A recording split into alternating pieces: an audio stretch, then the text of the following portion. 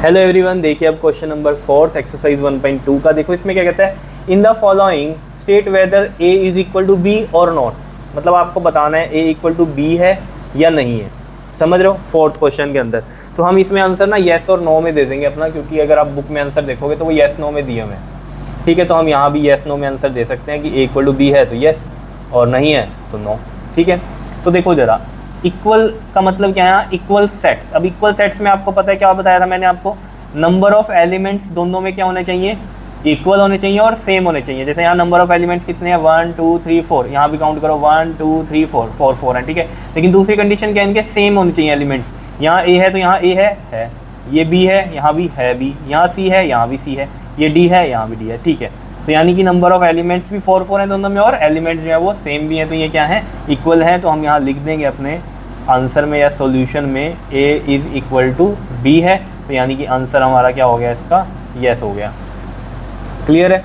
उसके बाद देखो सेकंड में क्या कहता है, हमें इक्वल सेट्स तो पता है ना, वही कहानी चल रही है यहाँ पर। तो देखो सेकंड पार्ट में क्या कहता है, a की वैल्यू ये दी हुई है 4 8 12 16 और b की देखो 4 8 और 16 18। अब यहाँ पर देख लो नंबर ऑफ एलिमेंट्स तो सेम है, यानी कि ये इक्विवेलेंट सेट तो है। मैंने आपको बताया था कि जिसमें नंबर ऑफ एलिमेंट क्या हो, हमारे इक्वल हो, तो वो क्या होता है, हमारा इक्विवेलेंट सेट होता है। लेकिन नंबर के साथ साथ एलिमेंट अगर सेम भी हैं तो फिर हमारा इक्वल होता है सेट। तो यहाँ पर देख लो नंबर ऑफ एलिमेंट्स तो हैं, इनके 4 हैं, इसमें 4 अगर काउंट करोगे इसको, यहाँ भी। लेकिन डिफरेंस क्या आ रहा है, सेम एलिमेंट नहीं है। क्यों? क्योंकि देखो यहाँ 12 आ गया, यहाँ 12 है ही नहीं। समझ रहे हो इतनी बात? तो यानी कि ये क्या है, A is not equal to B है, तो हम इसका आंसर क्या लिखेंगे, अपना नो लिखेंगे। क्या इतनी बात क्लियर है या नहीं है, बताओ।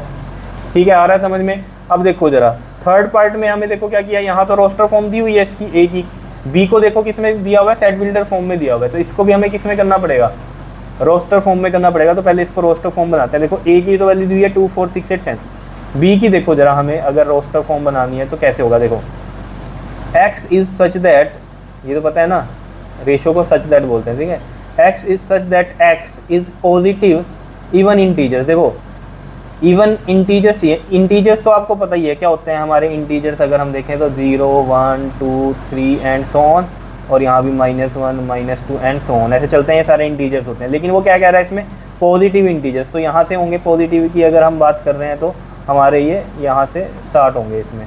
ठीक, इधर से पॉजिटिव वाले। ठीक, 1 2 3 4 5 6 7 8 9 10। इसमें भी क्या कह रहा है वो आपसे, पॉजिटिव में भी इवन इंटीजर। तो इवन कौन से होंगे इसमें, 2 होगा, फिर 4 हो जाएगा, फिर 6 हो जाएगा, फिर 8 हो जाएगा, फिर 10 हो जाएगा। और उसने कंडीशन दे दी कि कहाँ तक चलाना है, ये x इज़ लेस देन और इक्वल टू 10, तो 10 तक चलेंगे। तो ये बन रहे हैं हमारे पास। ठीक है, तो ये मैं लिख देता हूँ यहाँ, पॉजिटिव इवन इंटीजर्स, पॉजिटिव भी हैं ये, इवन भी हैं और इंटीजर्स भी हैं, 2 4 6 8 और ये 10। और लेस देन इक्वल टू 10 थे तो इक्वल की वजह से ये 10 भी आ गया है यहाँ पर। ठीक है, तो ये रहा b और ये रहा a। अब यहाँ पर देख लो, अगर हम यहाँ देखें a की वैल्यू भी यही है, 2 4 6 8 10, दोनों में नंबर ऑफ एलिमेंट्स 5 5 है और सेम भी हैं, देख लो। ठीक है, तो ये यहाँ पर क्या आ जाएगा, a इक्वल टू b, तो यानी कि क्या आंसर आ जाएगा इसका, येस में येस आ जाएगा। ठीक है, क्लियर है इतनी बात, बताओ।